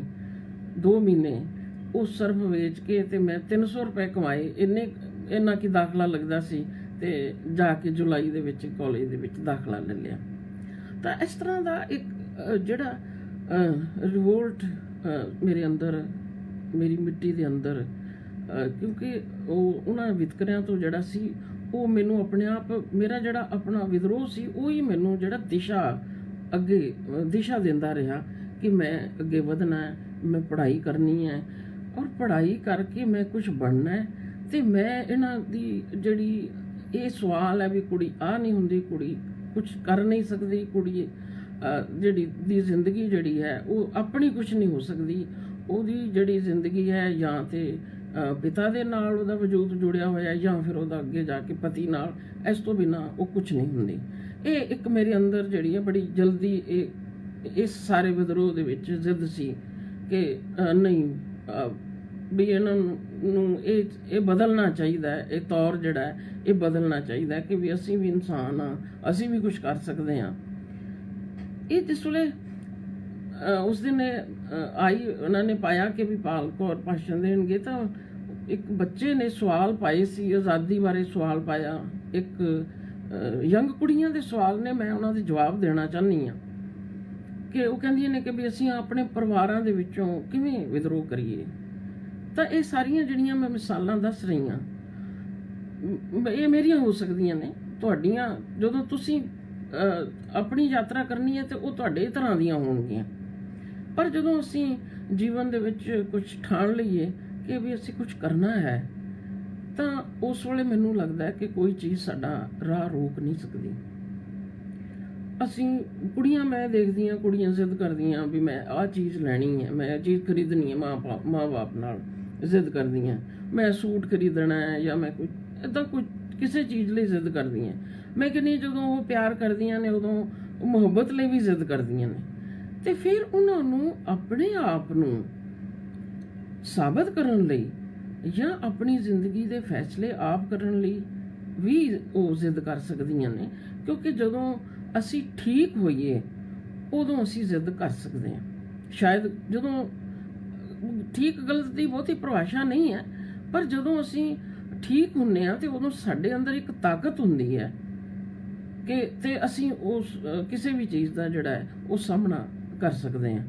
ਤਾਂ ਜਿਹੜੀ ਆਜ਼ਾਦੀ ਹੈ, ਆਜ਼ਾਦੀ ਦੀ ਪਰਿਭਾਸ਼ਾ ਜਿਹੜੀ ਹੈ ਸਾਡੇ ਵਾਸਤੇ, ਮੈਨੂੰ ਇਹ ਲੱਗਦਾ ਕਿ ਆਜ਼ਾਦੀ ਦੀ ਪਰਿਭਾਸ਼ਾ ਇਹੀ ਹੈ ਕਿ ਅਸੀਂ ਆਪਣਾ ਫੈਸਲਾ ਆਪ ਲੈ ਸਕੀਏ। ਸਾਡੇ ਪਰਿਵਾਰਾਂ ਦੇ ਵਿੱਚ ਆਮ ਤੌਰ ਤੇ ਇਹੀ ਹੁੰਦਾ ਕਿ ਕੁੜੀਆਂ ਦਾ ਫੈਸਲਾ ਜਿਹੜਾ ਉਹਨਾਂ ਦੀ ਜ਼ਿੰਦਗੀ ਦਾ ਫੈਸਲਾ ਮਾਂ-ਬਾਪ ਦੇ ਹੱਥਾਂ 'ਚ, ਬਾਅਦ ਵਿੱਚ ਪਤੀ ਦੇ ਹੱਥਾਂ 'ਚ ਹੁੰਦਾ ਹੈ। ਉਹਨਾਂ ਨੂੰ ਬਹੁਤਾ ਇਸ ਗੱਲ ਦਾ ਹੱਕ ਨਹੀਂ ਦਿੱਤਾ ਜਾਂਦਾ ਕਿ ਉਹ ਆਪਣੀ ਜ਼ਿੰਦਗੀ ਦੇ ਫੈਸਲੇ ਲੈਣ। ਸੋ ਇਹੀ ਹੈ, ਮੈਂ ਤਾਂ ਕਹਿੰਦੀ ਬਾਕੀ ਵੱਡੀ ਆਜ਼ਾਦੀ ਕਿਹੜੀ ਹੈ ਜਦੋਂ ਅਸੀਂ ਇੱਥੋਂ ਸ਼ੁਰੂ ਕਰ ਲਾਂਗੇ ਕਿ ਅਸੀਂ ਆਪਣੀ ਪੜ੍ਹਾਈ ਦਾ ਫੈਸਲਾ ਜਾਂ ਆਪਣੇ ਵਿਆਹ ਨਾਲ ਸੰਬੰਧਿਤ ਜੋ ਫੈਸਲਾ ਹੈ, ਅਸੀਂ ਉਸੇ ਹੀ ਫੈਸਲੇ ਨੂੰ ਆਪਣਾ ਜਿਹੜਾ ਪੜਾਅ ਬਣਾ ਲਈਏ, ਤੇ ਫਿਰ ਸਾਨੂੰ ਕਿਸੇ ਤੋਂ ਆਜ਼ਾਦੀ ਮੰਗਣ ਦੀ ਲੋੜ ਨਹੀਂ ਹੈ ਕਿ ਅਸੀਂ ਕੀ ਪੜ੍ਹਾਈ ਕਰਨੀ ਹੈ। ਜੇ ਮਾਂ-ਬਾਪ ਪਹਿਲਾਂ ਕਹਿੰਦੇ ਨੇ ਕਿ ਵੀ ਤੂੰ ਇਹ ਨਹੀਂ ਇਹ ਪੜ੍ਹਾਈ ਕਰਨੀ ਹੈ, ਫਿਰ ਵਿਆਹ ਹੋ ਜਾਂਦਾ ਹੈ। ਵਿਆਹ ਤੋਂ ਬਾਅਦ ਕੁੜੀਆਂ ਪੜ੍ਹੀਆਂ ਲਿਖੀਆਂ ਵੀ ਹੁੰਦੀਆਂ ਨੇ, ਫਿਰ ਉਹਨਾਂ ਦੇ ਪਤੀ ਕਹਿੰਦੇ ਵੀ ਤੂੰ ਇਸ ਤਰ੍ਹਾਂ ਦੇ ਕੱਪੜੇ ਪਾਣੇ ਨੇ ਤੇ ਇਸ ਤਰ੍ਹਾਂ ਦੇ ਨਹੀਂ ਪਾਉਣੇ, ਤੂੰ ਇਸ ਤਰ੍ਹਾਂ ਬੈਠਣਾ ਹੈ, ਇਸ ਤਰ੍ਹਾਂ ਉੱਠਣਾ ਹੈ, ਤੂੰ ਫਲਾਣੇ ਨੂੰ ਮਿਲਣਾ ਹੈ, ਫਲਾਣੇ ਨੂੰ ਨਹੀਂ ਮਿਲਣਾ। ਇਹ ਜਿਹੜਾ ਨਾ ਇਹ ਤੁਰਿਆ ਚਲਾ ਜਾਂਦਾ ਹੈ। ਅਸੀਂ ਕਦੋਂ ਕੁੜੀਆਂ ਨੂੰ ਇਹ ਫੈਸਲਾ ਕਰਨ ਦੀ ਇਜਾਜ਼ਤ ਦਿਆਂਗੇ ਕਿ ਉਹ ਆਪਣੀ ਜ਼ਿੰਦਗੀ ਬਾਰੇ ਫੈਸਲੇ ਕਰਨ, ਚਾਹੇ ਗਲਤ ਵੀ ਕਰਨ। ਸ਼ਾਇਦ ਕਿਸੇ ਵੇਲੇ ਇਹ ਵੀ ਹੋ ਜਾਂਦਾ ਵੀ ਗਲਤ ਫੈਸਲਾ ਹੋ ਗਿਆ, ਪਰ ਜੇ ਗਲਤ ਹੋ ਗਿਆ ਤੇ ਫਿਰ ਉਸ ਦੀ ਗਲਤ ਦੀ ਜ਼ਿੰਮੇਵਾਰੀ ਵੀ ਹੁੰਦੀ ਹੈ। ਮਾਂ-ਬਾਪ ਤੋਂ ਵੀ ਗਲਤ ਫੈਸਲੇ ਹੋ ਜਾਂਦੇ ਨੇ, ਤੇ ਉਦੋਂ ਵੀ ਜਿਹੜੀ ਹੈ ਉਹਨੂੰ ਕੁੜੀਆਂ ਨੂੰ ਭੁਗਤਾਨ ਕਰਨਾ ਪੈਂਦਾ ਹੈ। ਇਸ ਕਰਕੇ ਅਸੀਂ ਜਦੋਂ ਉਹਨਾਂ ਨੂੰ ਇਹ ਹੱਕ ਦੇ ਦਿਆਂਗੇ ਕਿ ਉਹ ਫੈਸਲਾ ਕਰਨਗੀਆਂ ਤੇ ਉਹ ਠੀਕ ਕਰਨਗੀਆਂ, ਮੈਨੂੰ ਇਹ ਲੱਗਦਾ ਹੈ। ਸਾਡੇ ਪਰਿਵਾਰ ਦੇ ਵਿੱਚ ਮੈਨੂੰ ਇੱਕ ਵਾਰੀ ਕਿਸੇ ਸੈਮੀਨਾਰ ਦੇ ਵਿੱਚ ਕਿਸੇ ਨੇ ਪੁੱਛਿਆ ਕਿ ਤੁਸੀਂ ਫੈਮਿਨਿਜ਼ਮ ਕਦੋਂ ਪੜ੍ਹਿਆ ਸੀ, ਨਾਰੀਵਾਦ ਕਦੋਂ ਪੜ੍ਹਿਆ ਸੀ। ਮੈਂ ਕਿਹਾ ਮੈਂ ਨਾਰੀਵਾਦ ਦੀ ਜਿਹੜੀ ਪਹਿਲੀ ਪੜ੍ਹਾਈ ਸੀ ਆਪਣੇ ਪਿਤਾ ਕੋਲ ਕੀਤੀ ਸੀ। ਉਹ ਕੀ ਸੀ ਕਿ ਜੋ ਮੇਰੇ ਪਿਤਾ ਇਹ ਕਹਿੰਦੇ ਸੀ ਕਿ ਮੁਰਗੀ ਦੇ ਬਾਂਗ ਦਿੱਤਿਆਂ ਸਵੇਰ ਨਹੀਂ ਹੁੰਦੀ। ਇਹ ਮੇਰੇ ਲਈ ਇੱਕ ਬਹੁਤ ਵੱਡਾ ਚੈਲੰਜ, ਇੰਨਾ ਮੁਹਾਵਰਾ ਸਖਤ ਜਿਹੜਾ ਬਣਿਆ ਹੈ ਕਿ ਮੁਰਗੇ ਨੇ ਵਾਂਗ ਦੇਣੀ ਤੇ ਸਵੇਰ ਹੋਣੀ ਹੈ, ਮੁਰਗੀ ਦੇ ਵਾਂਗ ਦਿੱਤਿਆਂ ਜਿਹੜੀ ਹੈ ਉਹ ਸਵੇਰ ਨਹੀਂ ਹੋਣੀ। ਤਾਂ ਇਹ ਮੇਰੇ ਲਈ ਇੱਕ ਬਹੁਤ ਵੱਡੀ ਚੁਣੌਤੀ ਸੀ। ਫੈਸਲਾ ਹੀ ਕਰਨ ਦੀ ਗੱਲ ਹੈ ਨਾ, ਕਿਉਂਕਿ ਘਰਾਂ ਦੇ ਵਿੱਚ ਔਰਤਾਂ ਜਿਹੜੀਆਂ ਨੇ ਉਹ ਸਾਰਾ ਕੰਮ ਕਰਨਗੀਆਂ। ਘਰ ਦੇ ਵਿੱਚ ਕੀ ਕਰਨਾ ਹੈ, ਮੇਰੇ ਆਪਣੇ ਹੀ ਪਰਿਵਾਰ ਦੀ ਕਮਾਂ ਤੇ ਘਰ ਦਾ ਸਾਰਾ ਕੰਮ, ਈਵਨ ਬਾਹਰ ਕਿਤੇ ਕੀ ਲੈਣਾ ਦੇਣਾ ਉਹਦਾ ਸਾਰਾ ਪ੍ਰਬੰਧ ਮਾਂ ਕਰਦੀ ਸੀ। ਤੇ ਜਦੋਂ ਪਿਤਾ ਇਹ ਕਹਿੰਦੇ ਸੀ, ਜਦੋਂ ਕੋਈ ਫੈਸਲਾ ਲੈਣਾ ਵੀ ਉਹ ਨਹੀਂ ਸੀ ਚਾਹੁੰਦੇ ਵੀ ਇਦਾਂ ਕੀਤਾ ਜਾਏ, ਤੇ ਉਹ ਇਦਾਂ ਦਾ ਮੁਹਾਵਰਾ ਜਿਹੜਾ ਆਮ ਤੌਰ ਤੇ ਵਰਤ ਲੈਂਦੇ, ਸਾਰੇ ਆਦਮੀ ਜਿਹੜੇ ਨੇ ਉਹ ਆਮ ਤੌਰ ਤੇ ਵਰਤ ਲੈਂਦੇ ਨੇ। ਸੋ ਸਾਡਾ ਜਿਹੜਾ ਸੰਘਰਸ਼ ਹੈ ਉਹ ਸਿਰਫ ਇਹੀ ਹੈ ਕਿ ਸਾਨੂੰ ਆਪਣੀ ਜ਼ਿੰਦਗੀ ਦੇ ਫੈਸਲੇ ਜਿਹੜੇ ਨੇ ਉਹ ਆਪ ਲੈਣ ਦਾ ਇਖਤਿਆਰ ਜਿਹੜਾ ਉਹ ਹੋਣਾ ਚਾਹੀਦਾ। ਮੈਂ ਇਹ ਕਹਿੰਦੀ ਹੁੰਦੀ ਹਾਂ ਕਿ ਜਦੋਂ ਗੱਡੀ ਚਲਾਵਾਂਗੇ ਤੇ ਉਦੋਂ ਸਿੱਖਾਂਗੇ, ਤੇ ਉਹ ਕਹਿੰਦੇ ਨੇ ਵੀ ਜਦੋਂ ਗੱਡੀ ਜੇ ਡਰਾਈਵ ਕਰਦੇ ਹੋਏ ਆ ਤਾਂ ਕਿਸੇ ਵੇਲੇ ਲੱਗ ਗਈ ਹੈ ਤੇ ਆਪਾਂ ਇਹ ਨਹੀਂ ਕਹਿ ਸਕਦੇ ਕਿ ਇਹ ਵੀ ਔਰਤ ਚਲਾ ਰਹੀ ਹੈ। ਇਹ ਵੀ ਤੁਹਾਨੂੰ ਅੱਜ ਇੱਕ ਨਜ਼ਮ ਸੁਣਾਵਾਂਗੀ ਕਿ ਬਈ ਜੇ ਗੱਡੀ ਲੱਗ ਗਈ ਤੇ ਜੇ ਔਰਤ ਚਲਾ ਰਹੀ ਹੋਏ ਤੇ ਕਹਿੰਦੇ ਨੇ ਵੀ ਔਰਤ ਚਲਾ ਰਹੀ ਹੈ ਤੇ ਗੱਡੀ ਲੱਗਣੀ ਹੋਈ ਸੀਗੀ, ਕਿਹੜਾ ਇਹਨਾਂ ਨੂੰ ਚਲਾਉਣੀ ਆਉਂਦੀ ਹੈ। ਇਹ ਜਿਹੜੇ ਨੇ ਚੀਜ਼ਾਂ ਨੇ ਜਿਹੜੀਆਂ ਇਹ ਸਾਨੂੰ ਸਮਾਜ ਦੇ ਵਿੱਚ ਇਹਨਾਂ ਦਾ ਮੁਹਾਵਰਾ ਹੈ ਉਹ ਸਾਨੂੰ ਬਦਲਣਾ ਪਏਗਾ। ਅੱਜ ਕੱਲ੍ਹ ਜਦੋਂ ਅਸੀਂ ਅਸੁਵਿਧਾ ਦੀ ਗੱਲ ਸ਼ੁਰੂ ਹੋਈ ਹੈ ਤਾਂ ਮੈਂ ਦੇਖਿਆ ਫੇਸਬੁੱਕ ਤੇ ਵੀ ਦੇਖਿਆ ਕਿ ਬਹੁਤ ਜ਼ਿਆਦਾ ਜਿਹੜੇ ਲੜਕੇ ਨੇ, ਮੁੰਡੇ ਨੇ, ਆਦਮੀ ਨੇ, ਉਹ ਉਹਨਾਂ ਕਿਉਂ ਲੱਗਦਾ ਹੈ ਕਿ ਸਾਡੇ ਤੇ ਹਮਲਾ ਹੈ। ਮੈਨੂੰ ਇਸ ਤਰ੍ਹਾਂ ਨਹੀਂ ਲੱਗਦਾ। ਜੇ ਅਸੀਂ ਰਲ ਕੇ ਚੱਲਣਾ ਹੈ ਤੇ ਸਾਡੀ ਗੱਲ ਸੁਣਨੀ ਚਾਹੀਦੀ ਹੈ ਉਹਨਾਂ ਨੂੰ। ਇਸ ਗੱਲ ਦੇ ਵਿੱਚ ਕੋਈ ਬਹੁਤੀ ਅਸੀਂ ਕਹੀਏ ਕਿ ਵੀ ਅਸੀਂ ਐਸਾ ਲੱਗਦਾ ਹੈ, ਉਹਨਾਂ ਨੂੰ ਇਹ ਲੱਗਦਾ ਕਿ ਅਸੀਂ ਆਜ਼ਾਦੀ ਦਾ ਝੰਡਾ ਜਿਹੜਾ ਹੈ ਉਹ ਲੈ ਕੇ ਸ਼ਾਇਦ ਉਹਨਾਂ ਦੇ ਖਿਲਾਫ ਖੜੇ ਹੋ ਗਏ ਹਾਂ। ਐਸਾ ਨਹੀਂ ਹੈ। ਇਹ ਜਿਹੜਾ ਹੈ, ਜਦੋਂ ਆਪਾਂ ਵਿਆਹ ਦੀ ਵੀ ਗੱਲ ਕਰਦੇ ਹਾਂ, ਇਹ ਵਿਆਹ ਦੀ ਸੰਸਥਾ ਕਿਉਂ ਫੇਲ ਹੋ ਰਹੀ ਹੈ? ਮੈਂ ਇਹਨੂੰ ਹੁਣ ਇਸ ਵੇਲੇ ਇਹੀ ਕਹਾਂਗੀ ਕਿ ਵਿਆਹ ਦੀ ਸੰਸਥਾ ਜਿਹੜੀ ਹੈ, ਜਿੰਨਾ ਚਿਰ ਤੱਕ ਆਦਮੀ ਦੀ ਜਿਹੜੀ ਸੋਚ ਹੈ ਔਰਤ ਦੇ ਪ੍ਰਤੀ ਜੇ ਉਹ ਨਹੀਂ ਬਦਲੇਗੀ ਤੇ ਵਿਆਹ ਦੀ ਸੰਸਥਾ ਬਹੁਤ ਜਲਦੀ ਫੇਲ ਹੋ ਜਾਣੀ ਹੈ। ਵੱਡੇ ਸ਼ਹਿਰਾਂ 'ਚ ਇਸ ਵੇਲੇ ਕੁੜੀਆਂ ਇਸ ਸੰਸਥਾ ਤੋਂ ਮੁਨਕਰ ਹੋ ਚੁੱਕੀਆਂ ਨੇ। ਉਹਨਾਂ ਨੇ ਲਿਵ ਇਨ ਰਿਲੇਸ਼ਨਸ ਵਿੱਚ ਰਹਿਣਾ ਸ਼ੁਰੂ ਕਰ ਦਿੱਤਾ ਹੈ। ਕਈ ਤਰ੍ਹਾਂ ਦੇ ਨਾਲ ਉਹਨਾਂ ਨੇ ਆਪਣੇ ਫੈਸਲੇ, ਕਿਉਂਕਿ ਜਦੋਂ ਤੱਕ ਸਮਾਜ ਨਹੀਂ ਐਕਸੈਪਟ ਕਰਦਾ ਤੇ ਫਿਰ ਉਹ ਗਲਤ ਵੀ ਹੁੰਦੇ ਨੇ ਫੈਸਲੇ ਕਈ ਵਾਰੀ। ਤਾਂ ਇਹ ਸਾਨੂੰ ਜਿਹੜੇ ਦੋ ਜੀ ਨੇ ਘਰ ਦੇ, ਤਾਂ ਦੋਨਾਂ ਜੀਆਂ ਨੂੰ ਜਿਹੜੀ ਹੈ ਆਜ਼ਾਦੀ ਜੇ ਔਰਤ ਮੰਗਦੀ ਹੈ ਤੇ ਆਦਮੀ ਨੂੰ ਵੀ ਆਜ਼ਾਦੀ ਬਰਾਬਰ ਨੇ। ਦੋਨਾਂ ਨੂੰ ਆਪਣੇ ਜ਼ਿੰਦਗੀ ਦੇ ਫੈਸਲੇ ਜਿਹੜੇ ਨੇ ਉਹ ਕਰਨ ਦੀ ਆਜ਼ਾਦੀ ਹੋਣੀ ਚਾਹੀਦੀ ਹੈ। ਕੋਈ ਨੇ ਕਿਸੇ ਜਿਹੜੀ ਪਾਵਰ ਹੈ ਜਦੋਂ ਇੱਕ ਹੱਥ 'ਚ ਹੁੰਦੀ ਹੈ ਤੇ ਉਹ ਪਾਵਰ ਜੇ ਇੱਕ ਹੀ ਬੰਦਾ ਯੂਜ਼ ਕਰਦਾ ਰਹੇ ਤੇ ਫਿਰ ਉਹ ਪਾਵਰ ਜਿਹੜੀ ਆ ਉਹ ਕਰਪਟ ਹੋ ਹੀ ਜਾਂਦੀ। ਜਦੋਂ ਅਸੀਂ ਵੱਡੇ ਮਸਲਿਆਂ ਤੇ ਇਹ ਕਹਿੰਦੇ ਆ, ਜੇ ਅਸੀਂ ਕਹਿੰਦੇ ਆ ਕਿ ਜੀ ਬੋਲਣ ਦੀ ਆਜ਼ਾਦੀ ਜਿਹੜੀ ਹੈ, ਜਦੋਂ ਅਸੀਂ ਸਾਂਝੀ ਗੱਲ ਕਰਦੇ ਹਾਂ, ਇਨਕਲਾਬ ਦੀ ਗੱਲ ਕਰਦੇ ਹਾਂ, ਜਦੋਂ ਅਸੀਂ ਸਿਸਟਮ ਦੀ ਗੱਲ ਕਰਦੇ ਹਾਂ, ਉਸ ਲਈ ਅਸੀਂ ਕਹਿੰਦੇ ਆ ਕਿ ਬੋਲਣ ਦੀ ਆਜ਼ਾਦੀ ਹੋਣੀ ਚਾਹੀਦੀ ਹੈ। ਇਹ ਇੱਕ ਡੈਮੋਕ੍ਰੈਟਿਕ ਰਾਈਟ ਹੈ। ਤੇ ਜਦੋਂ ਅਸੀਂ ਕੁੜੀਆਂ, ਔਰਤਾਂ ਕਹਿੰਦੀਆਂ ਨੇ ਕਿ ਬੋਲਣ ਦੀ ਆਜ਼ਾਦੀ ਹੋਣੀ ਚਾਹੀਦੀ ਹੈ ਤੇ ਫਿਰ ਉਹਨੂੰ ਸਿਰਫ ਰੈਡੀਕਲ ਫੈਮਿਨਿਜ਼ਮ ਕਹਿ ਕੇ ਜਾਂ ਉਹਨੂੰ ਨਾਰੀਵਾਦ ਸ਼ਬਦ ਨੂੰ ਇੱਕ ਗੁੱਸੇ ਦੇ ਖਿਲਾਫ ਜਿਹੜਾ ਹੈ ਉਹ ਉਸ ਤਰ੍ਹਾਂ ਨਹੀਂ ਵਰਤਣਾ ਚਾਹੀਦਾ। ਮੈਨੂੰ ਇਹ ਲੱਗਦਾ ਕਿ ਉੱਥੇ ਵੀ ਇਹ ਸਾਵਾਂ ਹੋਣਾ ਚਾਹੀਦਾ ਹੈ। ਇੱਕ ਥਾਂ ਤੇ ਵੈਸੇ ਤਾਂ ਮਨਜੀਤ ਟਵਾਣਾ ਦੀ ਉਹ ਨਜ਼ਮ ਬਹੁਤ ਜ਼ਿਆਦਾ ਹਰ ਥਾਂ ਤੇ ਕੋਟ ਕੀਤੀ ਜਾਂਦੀ ਹੈ, ਹਰ ਸੈਮੀਨਾਰ 'ਚ ਵੀ ਉਹਦਾ ਜ਼ਿਕਰ ਆਉਂਦਾ ਹੈ। ਤਾਂ ਕਿਸੇ ਦੋਸਤ ਨੇ ਇੱਕ ਵਾਰੀ ਕਿਹਾ ਕਿ ਵੀ ਤੁਸੀਂ ਔਰਤਾਂ ਨੇ ਕੀ ਲਿਖਣਾ ਹੈ ਕਵਿਤਾ, ਤੁਸੀਂ ਸਾਨੂੰ ਮਰਦਾਂ ਨੂੰ ਗਾਲਾਂ ਹੀ ਕੱਢਣੀਆਂ, ਤੁਸੀਂ ਸਾਨੂੰ ਜਿਹੜਾ ਹੈ ਉਹ ਬਘਿਆੜ ਹੀ ਕਹਿਣਾ। ਤਾਂ ਮੈਂ ਉਹਨਾਂ ਨੂੰ ਕਿਹਾ ਵੀ ਨਹੀਂ, ਤੁਸੀਂ ਨਾ ਬਣੋ ਬਘਿਆੜ, ਤੁਸੀਂ ਗੁਲਾਬ ਦਾ ਫੁੱਲ ਬਣ ਜਾਓ ਤੇ ਅਸੀਂ ਤੁਹਾਨੂੰ ਗੁਲਾਬ ਦਾ ਫੁੱਲ ਕਹਿਣਾ ਸ਼ੁਰੂ ਕਰ ਦਾਂਗੇ। ਸੋ ਇਹ ਜੋ ਇੱਕ ਅਨੁਭਵ ਹੈ, ਖਾਸ ਤੌਰ ਤੇ ਔਰਤ ਦੀ ਜਿਹੜੀ ਕਵਿਤਾ ਹੈ ਉਸ ਦੇ ਵਿੱਚ ਉਹਦਾ ਆਪਣਾ ਅਨੁਭਵ ਹੈ। ਉਸਨੇ ਜੋ ਕੁਛ ਉਹ ਆਪਣੇ ਤਨ ਮਨ ਦੇ ਉੱਤੇ ਸਹਿਨ ਕਰਦੀ ਹੈ ਉਹ ਲਿਖਦੀ ਹੈ। ਮੇਰੀ ਆਪਣੀ ਕਵਿਤਾ ਮੈਂ ਹਮੇਸ਼ਾ ਕਹਿੰਦੀ ਹਾਂ ਕਿ ਵੀ ਉਹੀ ਆਟੋਬਾਇਓਗ੍ਰਾਫੀ ਹੈ, ਉਸੇ ਨੂੰ ਪੜ੍ਹੋ ਤੇ ਮੇਰੇ ਸੰਘਰਸ਼ ਦਾ ਜਿਹੜਾ ਹੈ ਉਹ ਪਤਾ ਲੱਗ ਜਾਂਦਾ ਹੈ। ਸੋ ਜਿਸਲੇ ਮੈਂ ਘਰ ਦੇ ਵਿੱਚ ਇਹ ਮੇਰੀ ਪੜ੍ਹਾਈ ਦੇ ਇਸ ਤਰ੍ਹਾਂ ਹੀ ਜਿਹੜਾ ਹੈ ਰੁੜਦੇ ਮੇਰੀ ਪੜ੍ਹਾਈ ਹੋਈ, PhD ਤੱਕ ਹੋਈ। ਤੇ ਉਸ ਤੋਂ ਬਾਅਦ ਮੈਂ ਘਰੋਂ ਬਾਹਰ ਹੀ ਜਾ ਰਹਿਣ ਲੱਗ ਗਈ ਸੀ। ਜਦੋਂ ਨੌਕਰੀ ਮੈਂ ਕਰਨੀ ਸ਼ੁਰੂ ਕੀਤੀ ਤੇ ਉਦੋਂ ਫਿਰ ਵੱਡਾ ਮਸਲਾ ਸੀ ਜਿਹੜਾ ਉਹ ਵਿਆਹ ਦਾ ਸਾਹਮਣੇ ਆਇਆ। ਮੈਂ ਜਿਹੜਾ ਮੋਹ ਭੰਗ ਸੀ ਉਹ ਮੈਂ ਆਪਣੇ ਪਰਿਵਾਰ ਦੇ ਵਿੱਚ ਹੀ ਵੇਖ ਕੇ ਜਿਹੜੇ ਨੇ ਉਹ ਦੋ ਵਿਆਹ ਮੇਰੇ ਸਾਹਮਣੇ ਜਿਹੜੇ ਸੀਗੇ ਉਹਨਾਂ ਨੂੰ ਵੇਖ ਕੇ ਮੇਰੇ ਅੰਦਰ ਇਹ ਸੀਗਾ ਕਿ ਵੀ ਮੈਂ ਵਿਆਹ ਨਹੀਂ ਕਰਨਾ। ਲੇਕਿਨ ਜਿਸਲੇ ਮੇਰੀਆਂ ਕਵਿਤਾਵਾਂ ਵਗੈਰਾ ਛਪਣੀਆਂ ਸ਼ੁਰੂ ਹੋ ਗਈਆਂ ਤੇ ਇੱਕ ਹੋਰ ਭਰਮ ਹੋ ਗਿਆ ਮੈਂ ਸੋਚਿਆ ਕਿ ਜਿਹੜਾ ਕੋਈ ਸਾਹਿਤਕਾਰ ਹੋਏਗਾ, ਕੋਈ ਕਵੀ ਹੋਏਗਾ, ਪੜ੍ਹਨ ਲਿਖਣ ਵਾਲਾ ਹੋਏਗਾ, ਤੇ ਉਹਦੀ ਸੋਚ ਬਿਲਕੁਲ ਵੱਖਰੀ ਹੋਏਗੀ। ਇਹੋ ਜਿਹਾ ਇੱਕ ਵਿਅਕਤੀ ਆਇਆ ਵੀ, ਲੇਕਿਨ ਉਹ ਵੀ ਨਹੀਂ, ਉਹ ਵੀ ਜੇ ਆਮ ਮਰਦ ਹੁੰਦਾ ਹੈ, ਉਸ ਦੀ ਵੀ ਉਹੀ ਸੋਚ ਸੀ। ਸੋ ਮੈਂ ਫਿਰ ਇਹ ਫੈਸਲਾ ਕੀਤਾ ਕਿ ਮੈਂ ਵਿਆਹ ਨਹੀਂ ਕਰਾਉਣਾ। ਮੈਂ ਆਪਣੀ ਜ਼ਿੰਦਗੀ, ਮੇਰਾ ਜਿਹੜਾ ਉਹ ਬਚਪਨ ਦਾ ਸੀਗਾ, ਇੱਕ ਬਚਪਨ ਦੇ ਵਿੱਚ ਇੱਕ ਸਵਾਲ ਹੋਰ ਵੀ ਆਉਂਦਾ ਸੀ, ਕੁੜੀ ਦਾ ਘਰ, ਵੀ ਕੁੜੀ ਦਾ ਕਿਹੜਾ ਘਰ ਹੁੰਦਾ। ਜਦੋਂ ਕੁੜੀ ਵੱਡੀ ਹੋ ਰਹੀ ਸੀ ਸਾਡੇ ਸਮਿਆਂ ਦੇ ਵਿੱਚ, ਤੇ ਹਰ ਵਕਤ ਇਹ ਕਿਹਾ ਜਾਂਦਾ ਸੀ ਵੀ ਇਹ ਕੁੜੀ ਤਾਂ ਪਰਾਈ ਹੈ, ਇਹਨੇ ਨਾ ਪਰਾਏ ਘਰ ਜਾਣਾ ਹੈ, ਇਹਨੇ ਇੱਥੇ ਨਹੀਂ ਰਹਿਣਾ, ਇਹਨੇ ਪਰਾਏ ਘਰ ਜਾਣਾ ਹੈ। ਉਹਦੇ ਲਈ ਤਿਆਰੀ ਸ਼ੁਰੂ ਕਰ ਲੈ ਪਹਿਲਾਂ ਹੀ, ਵੀ ਨੀਵੇਂ ਰਹਿਣਾ ਹੈ, ਅੱਗੋਂ ਬੋਲਣਾ ਨਹੀਂ ਹੈ। ਤਾਂ ਇਹ ਮੇਰੇ ਇੱਕ ਸਵਾਲ ਸੀ ਵੀ ਕੁੜੀ ਦਾ ਘਰ ਕਿਹੜਾ ਹੈ। ਤਾਂ ਉਹ ਫਿਰ ਮੇਰੇ ਸਾਹਮਣੇ ਆਇਆ ਕਿ ਆਪਣਾ ਘਰ ਹੋਵੇ, ਮੈਂ ਆਪਣਾ ਘਰ ਬਣਾਵਾਂਗੀ।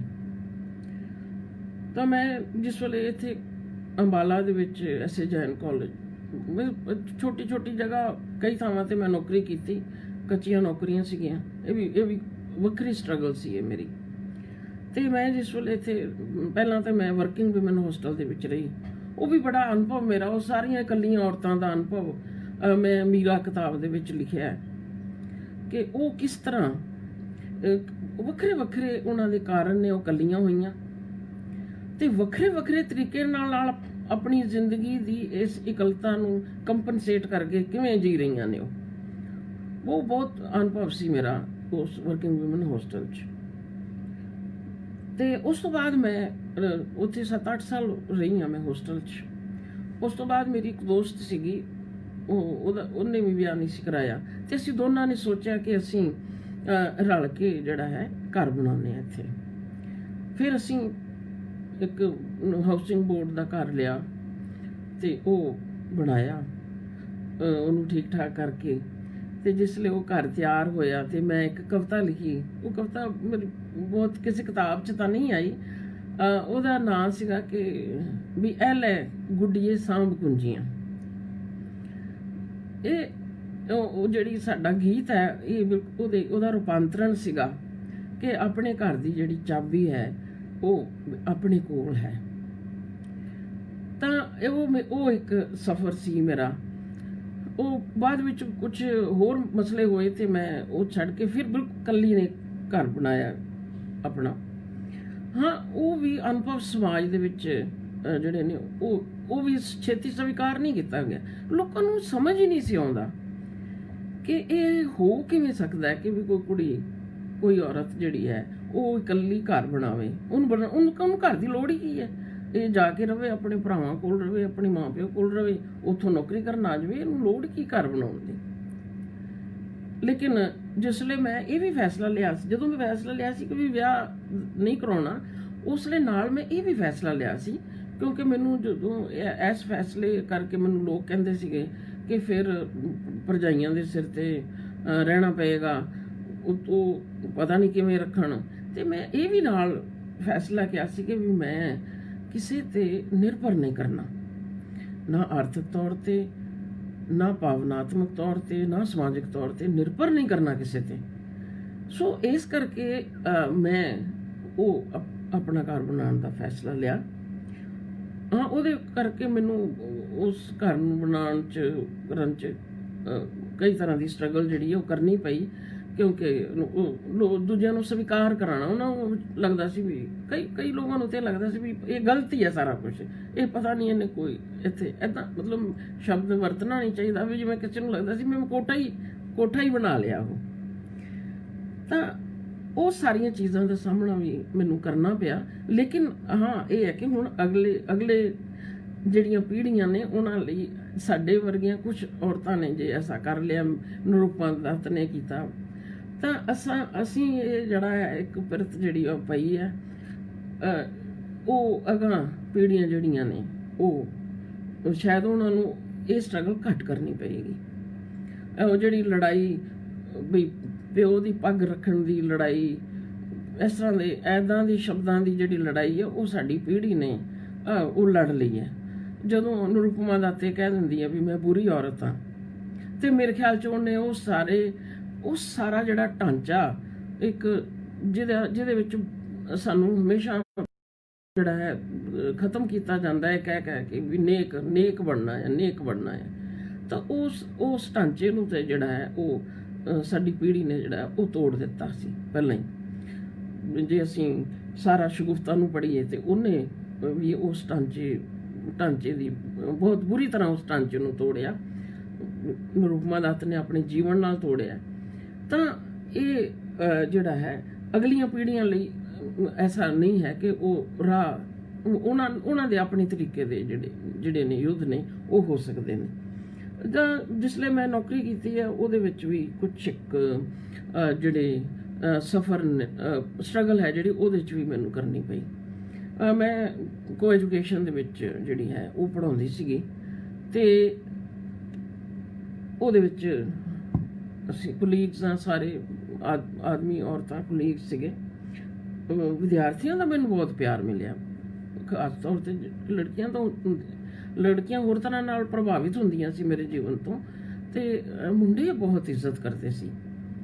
ਤੇ ਕੁੜੀਆਂ ਜਿਹੜੀਆਂ ਨੇ ਮੈਨੂੰ ਬਹੁਤ ਦੇਰ ਬਾਅਦ ਵੀ, ਅੱਜ ਵੀ ਜਦੋਂ ਕੋਈ ਬਹੁਤ ਸਾਲ ਪਹਿਲਾਂ ਪੜ੍ਹ ਕੇ ਗਈ ਹੋਵੇ ਕੁੜੀ, ਤੇ ਜਦੋਂ ਮੈਨੂੰ ਕਦੀ ਫੋਨ ਕਰੇਗੀ ਜਾਂ ਮਿਲ ਜਾਏਗੀ, ਤੇ ਜਦੋਂ ਉਹ ਇਹ ਕਹਿ ਦਿੰਦੀ ਹੈ ਕਿ ਮੇਰੀ ਜ਼ਿੰਦਗੀ 'ਚ ਕੁਝ ਐਸਾ ਸਮਾਂ ਆਇਆ ਕਿ ਮੇਰੇ ਲਈ ਬਹੁਤ ਔਖਾ ਹੋ ਗਿਆ ਜੀਵਨ ਨੂੰ ਅੱਗੇ ਚਲਾਉਣਾ, ਤੇ ਮੈਂ ਉਸ ਵੇਲੇ ਇਹ ਸੋਚਿਆ ਕਿ ਵੀ ਜੇ ਮੈਡਮ ਪਾਲ ਕੌਰ ਰਹਿ ਸਕਦੇ ਆ ਤੇ ਮੈਂ ਨਹੀਂ ਰਹਿ ਸਕਦੀ।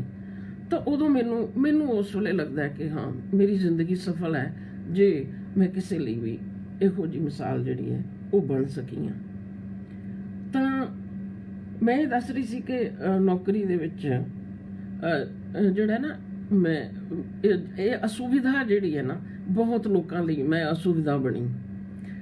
ਇੱਕ ਅਸੁਵਿਧਾ ਸੀਗੀ ਕਿ ਮੇਰੇ ਨਾਲ ਜੇ ਕੋਈ ਕੁਲੀਗ ਹੈ, ਮੰਨ ਲਓ ਮੇਰੀ ਉਹਦੇ ਨਾਲ ਦੋਸਤੀ ਹੋ ਗਈ, ਤਾਂ ਉਹਨਾਂ ਨੂੰ ਉਹਦੇ ਮਾਂ ਪਿਓ, ਜੇ ਉਹ ਕੁਆਰੀ ਹੈ ਤਾਂ ਉਹਦੇ ਮਾਂ ਪਿਓ ਨੂੰ, ਤੇ ਜੇ ਉਹ ਵਿਆਹੀ ਹੋਈ ਹੈ ਤਾਂ ਉਹਦੇ ਪਤੀ ਨੂੰ ਇੱਕ ਅਲੱਗ ਕਿਸਮ ਦੀ ਇਨਸਿਕਿਉਰਿਟੀ ਹੋ ਜਾਂਦੀ ਸੀ। ਉਹਨਾਂ ਨੂੰ ਲੱਗਦਾ ਸੀ ਕਿ ਇਹ ਵੀ ਇਹਦੇ ਵਾਂਗ ਹੋ ਜਾਏਗੀ, ਬਾਗੀ ਹੋ ਜਾਏਗੀ, ਸਾਡੇ ਕਾਬੂ 'ਚ ਨਹੀਂ ਰਹੇਗੀ।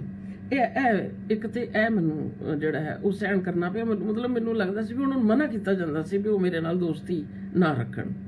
ਤੇ ਜੇ ਮੇਰੀ ਕਿਸੇ ਮੇਲ ਕੁਲੀਗ ਹੁੰਦਾ ਸੀ, ਜੇ ਉਹਦੇ ਨਾਲ ਬਹਿਣ ਉੱਠਣ ਹੋਣਾ, ਤੇ ਉਹਦੀ ਜਿਹੜੀ ਪਤਨੀ ਹੁੰਦੀ ਸੀ, ਉਹ ਪਤਨੀਆਂ ਜਿਹੜੀਆਂ ਨੇ ਉਹ ਅਸੁਰੱਖਿਅਤ ਮਹਿਸੂਸ ਕਰਨ ਲੱਗ ਜਾਂਦੀਆਂ ਸੀ ਬਈ ਇਹ ਕੁਆਰੀ ਹੈ ਤੇ ਕਿਤੇ ਸਾਡੇ ਪਤੀ ਨੂੰ ਨਾ ਲੈ ਜਾਏ।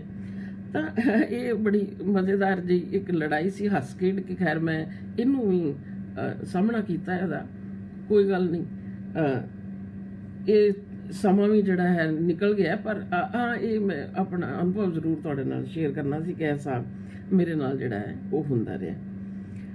ਤੇ ਵੈਸੇ ਇਕੱਲਿਆਂ ਹੁੰਦਾ, ਕਾਲਜ ਦੇ ਵਿੱਚ ਇਕੱਲਿਆਂ ਹੁੰਦਾ, ਉੱਥੇ ਵੀ ਮੈਨੂੰ ਆਪਣੇ ਤਰੀਕੇ ਨਾਲ ਯੁੱਧ ਕਰਨਾ। ਇੱਕ ਵਾਰੀ ਪ੍ਰਿੰਸੀਪਲ ਨੇ ਕਹਿਤਾ ਮੀਟਿੰਗ ਦੇ ਵਿੱਚ ਹੀ ਕਹਿਤਾ ਕਿ ਤੁਹਾਨੂੰ, ਦੂਜਿਆਂ ਨੂੰ ਕਹਿਤਾ ਵੀ ਤੁਹਾਨੂੰ ਤੇ ਜਾਣ ਦੀ ਕਾਹਲੀ ਹੋਏਗੀ, ਤੇ ਮੇਰਾ ਨਾਂ ਲੈ ਕੇ ਕਹਿਤਾ ਵੀ ਇਹਨਾਂ ਨੇ ਕੀ ਕਰਨਾ ਜਾ ਕੇ। ਤਾਂ ਮੈਂ ਉਸ ਦਾ ਬਹੁਤ ਵਿਰੋਧ ਕੀਤਾ ਸੀਗਾ ਕਿ ਵੀ ਇਹ ਕਿਉਂ ਨਹੀਂ ਕਿ ਵੀ ਜੇ ਬਾਕੀਆਂ ਨੇ ਘਰ ਜਾਣਾ ਤੇ ਮੈਂ ਕਿਉਂ ਨਹੀਂ ਜਾਣਾ ਹੈਗਾ। ਸੋ ਇਸ ਤਰ੍ਹਾਂ ਦੀਆਂ ਚੀਜ਼ਾਂ ਜਿਹੜੀਆਂ ਨੇ ਉਹ ਸਾਨੂੰ ਸਮਾਜ ਦੇ ਵਿੱਚ ਉਹਨਾਂ ਦਾ ਸਾਹਮਣਾ ਕਰਨਾ ਪੈਂਦਾ, ਤੇ ਉਹ ਜਿਹੜੀਆਂ ਨੇ ਉਹ ਮੈਨੂੰ ਲੱਗਦਾ ਹੈ ਕਿ ਜੇ ਕੋਈ ਵੀ ਇਸ ਤਰ੍ਹਾਂ ਦਾ ਸਫ਼ਰ ਕਰੇਗਾ, ਸ਼ਾਇਦ ਇਸ ਤਰ੍ਹਾਂ ਦਾ ਫੈਸਲਾ ਲਏਗਾ ਇਕੱਲੇ ਰਹਿਣ ਦਾ, ਤੇ ਉਹਨੂੰ ਵੀ ਕਰਨਾ ਹੀ ਪਏਗਾ। ਇੱਕ ਇੰਟਰੋਡਕਸ਼ਨ ਵਾਲੀ ਗੱਲ ਵੀ ਬੜੀ ਮਜ਼ੇਦਾਰ ਹੁੰਦੀ ਰਹੀ ਵੀ ਜੇ ਮੈਂ ਕਿਸੇ ਨੂੰ ਇੰਟਰੋਡਕਸ਼ਨ ਦੇਣੀ, ਆਪਣੀ ਇੰਟਰੋਡਕਸ਼ਨ ਵੀ ਤੁਸੀਂ ਥੋੜਾ ਆਪਣੇ ਬਾਰੇ, ਜਦੋਂ ਮੰਨ ਲਓ ਕਿਤੇ ਕੋਈ ਐਸਾ ਮੌਕਾ ਆਇਆ ਵੀ ਤੁਸੀਂ ਦੱਸਦੇ ਹੋ ਕਿ ਵੀ ਮੈਂ ਇਸ ਤਰ੍ਹਾਂ ਇੰਨਾ PhD ਕੀਤੀ ਹੋਈ। ਅੱਛਾ ਜੀ, ਕੀ ਕਰਦੇ ਹੋ ਜੀ? ਮੈਂ ਕਿਹਾ ਕਾਲਜ ਦੇ ਵਿੱਚ ਪੜ੍ਹਾਉਂਦੀ ਹਾਂ ਮੈਂ। ਅੱਛਾ ਕਿੱਥੇ ਮੇਰਾ ਫਲਾਣੀ ਥਾਂ ਤੇ ਮੇਰਾ ਘਰ ਹੈ, ਆਪਣੀ ਸਾਰੀ ਇੰਟਰੋਡਕਸ਼ਨ। ਉਹਨਾਂ ਦੀਆਂ ਅੱਖਾਂ ਦੇ ਵਿੱਚ ਇੱਕ ਸਵਾਲ ਜਿਹੜਾ ਇੰਨਾ ਜ਼ਿਆਦਾ ਪ੍ਰਬਲ ਹੋ ਕੇ ਖੜਾ ਹੋ ਜਾਂਦਾ ਸੀ ਕਿ ਵੀ ਇਹ ਤੇ ਜਿਹੜੀ ਇੰਟਰੋਡਕਸ਼ਨ ਹੈ, ਇਹ ਤੇ ਜਾਣ ਪਛਾਣ ਪੂਰੀ ਨਹੀਂ ਹੈ ਤੇ ਅਧੂਰੀ ਹੈ। ਸੋ ਹਾਂ, ਇਹ ਚੀਜ਼ ਹੋਈ ਸਮਾਜ ਦੇ ਵਿੱਚ ਕਿ ਔਰਤ ਦੀ ਜਿਹੜੀ ਇੰਟਰੋਡਕਸ਼ਨ ਹੈ ਉਹ ਕਿਉਂ ਪੂਰੀ ਨਹੀਂ ਹੋ ਸਕਦੀ ਜੇ ਉਹਦਾ ਪਤੀ ਨਹੀਂ ਹੈ। ਮਤਲਬ ਕਿ ਉਹਨਾਂ ਦੀ ਅੱਖਾਂ 'ਚ ਇਹ ਸਵਾਲ ਹੁੰਦਾ ਸੀ ਵੀ ਫਿਰ ਤੁਹਾਡਾ ਪਤੀ। ਤੇ ਜਦੋਂ ਮੈਂ ਕਹਿੰਦੀ ਸੀ ਵੀ ਹਾਂ ਮੈਂ ਇਹ ਦੋ ਸਵਾਲ ਜਿਹੜੇ ਨੇ ਨਾ, ਮੈਂ ਲੋਕਾਂ ਦੀਆਂ ਅੱਖਾਂ ਦੇ ਵਿੱਚ ਬਿਲਕੁਲ ਜਿਵੇਂ ਬੰਬ ਜਿਹੜਾ ਨਾ ਉਹ ਫੁੱਸ ਹੋ ਜਾਂਦਾ ਹੈ, ਵੱਜਦਾ ਨਹੀਂ ਹੈ, ਤਾਂ ਇਸ ਤਰ੍ਹਾਂ ਉਹਨਾਂ ਦੀ ਹਾਲਤ ਹੋ ਜਾਂਦੀ ਸੀ। ਜੇ ਮੈਂ ਇਹ ਕਹਿ ਦੇਣਾ ਵੀ ਮੈਂ ਇਕੱਲੀ ਰਹਿੰਦੀ ਹਾਂ, ਤੇ ਉਹਨਾਂ ਨੂੰ ਲੱਗਦਾ ਸੀ ਵੀ ਇਹ ਕੀ ਹੈ, ਸਮਝ ਹੀ ਨਹੀਂ ਸੀ ਆਉਂਦੀ ਗੱਲ।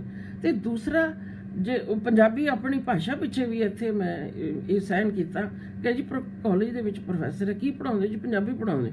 ਉੱਥੇ ਉਹਨਾਂ ਨੂੰ ਲੱਗਦਾ ਸੀ ਵੀ ਨਹੀਂ ਐਡੀ ਸੀਰੀਅਸ ਕੀ ਪੰਜਾਬੀ ਪੜ੍ਹਾਉਣ ਵਾਲੇ, ਪੰਜਾਬੀ ਪੜ੍ਹਾਉਣ 'ਚ ਕੀ ਹੈ।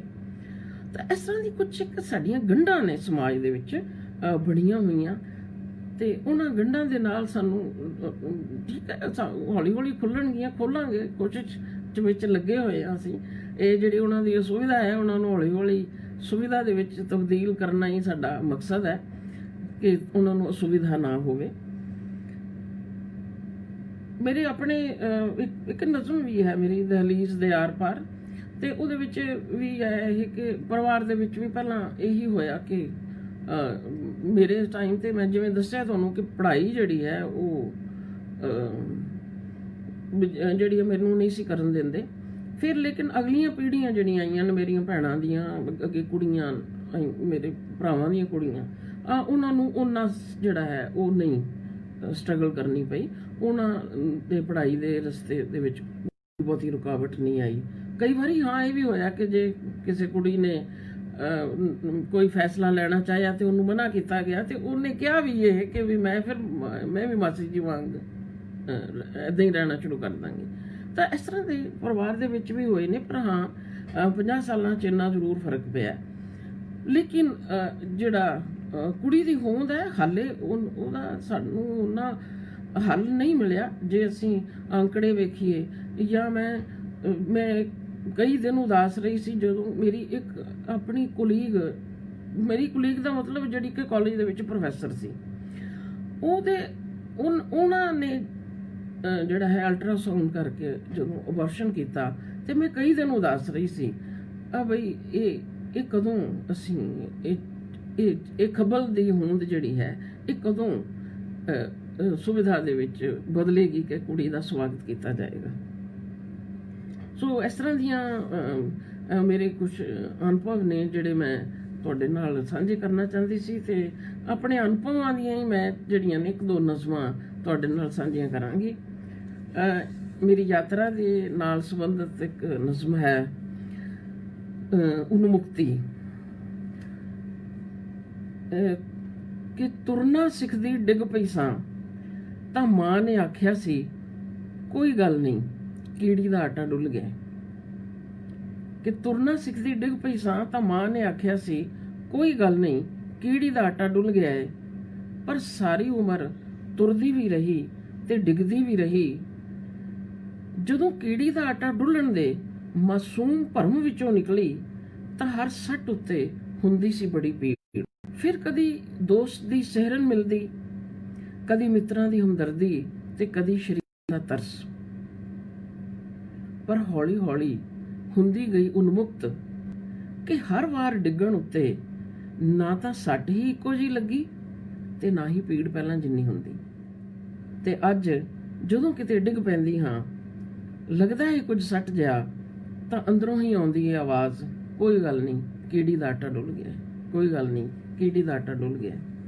ਸੋ ਇਹ ਆਪਾਂ ਕਹਿੰਦੇ ਆ ਵੀ ਡਿੱਗ ਡਿੱਗ ਕੇ ਬੰਦਾ ਸਿੱਖਦਾ ਹੈ। ਕੁਛ ਐਸਾ ਅਨੁਭਵ ਸੀਗਾ। ਇੱਕ ਨਜ਼ਮ ਹੈ, ਇਹ ਮੈਂ ਕਹਿ ਸਕਦੀ ਹਾਂ ਕਿ ਮੇਰੀਆਂ ਜਿਹੜੀਆਂ ਅਗਲੀ ਪੀੜ੍ਹੀ ਦੀਆਂ ਕੁੜੀਆਂ ਨੇ ਉਹਨਾਂ ਨੂੰ ਮੁਖਾਤਿਬ ਹਾਂ। ਨਜ਼ਮ ਦਾ ਨਾਮ ਹੈ ਉਡਾਨ।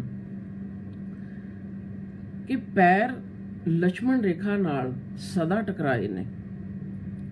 ਪੈਰ ਕਦੀ ਰਾਹਾਂ ਤੇ ਲక్ష్మణ ਰੇਖਾਵਾਂ ਵਿਚਾਲੇ ਲਮਕ ਵੀ ਗਏ ਨੇ ਤੇ ਪੈਰ ਮਚਦੀਆਂ ਰੇਖਾਵਾਂ 'ਚ ਸੜਦੇ ਪਾਰ ਵੀ ਗਏ ਨੇ।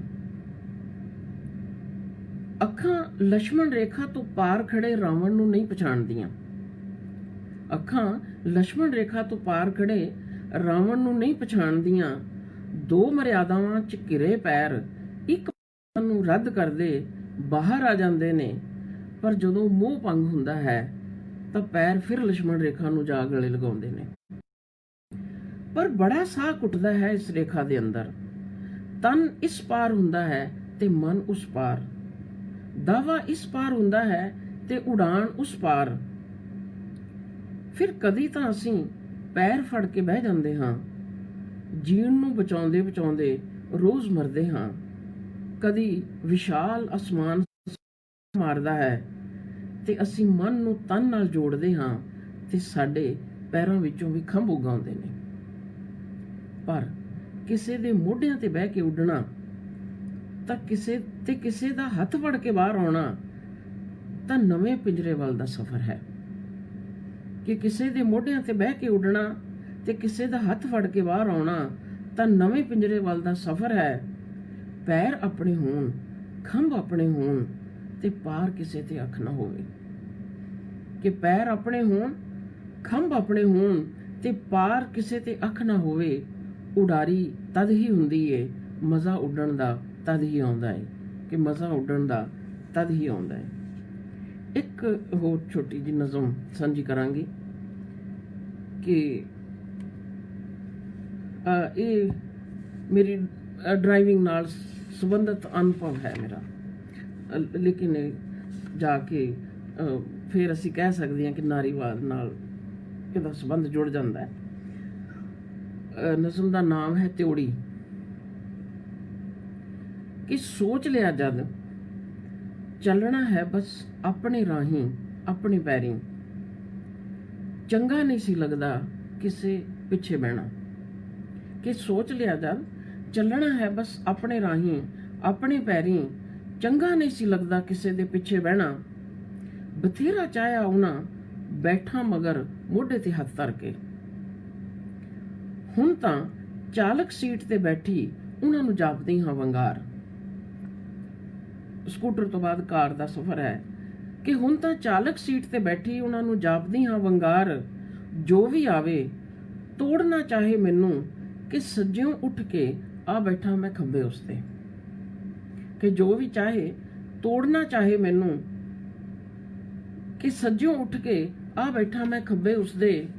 ਕਿਤੇ ਸਹਿਜ ਹੀ ਕਰ ਲਵਾਂ ਓਵਰਟੇਕ ਤਾਂ ਐਵੇਂ ਹੀ ਛੱਡ ਜਾਂਦੇ ਨੇ ਤੇ ਲਾ ਲੈਂਦੇ ਨੇ ਰੇਸ। ਕਿ ਘਰ ਹੈ ਬਾਹਰ ਹੈ ਤਿਉੜੀ ਬਣ ਜਾਂਦੀ ਹਾਂ ਉਹਨਾਂ ਲਈ ਸਦਾ। ਅੱਖਾਂ 'ਚ ਸਵਾਲ ਸਦਾ ਕਿ ਮੇਰੇ ਸੱਜੇ ਕੌਣ। ਕਿ ਅੱਖਾਂ 'ਚ ਸਵਾਲ ਸਦਾ ਕਿ ਮੇਰੇ ਸੱਜੇ ਕੌਣ। ਐਵੇਂ ਹੀ ਮਾਰਦੇ ਗੀਟੀਆਂ ਟੁਣਕਾਉਂਦੇ ਬਾਰ-ਬਾਰ, ਫਸ ਜਾਂਦੀ ਹਾਂ ਗਲੇ 'ਚ ਉਹਨਾਂ ਦੇ।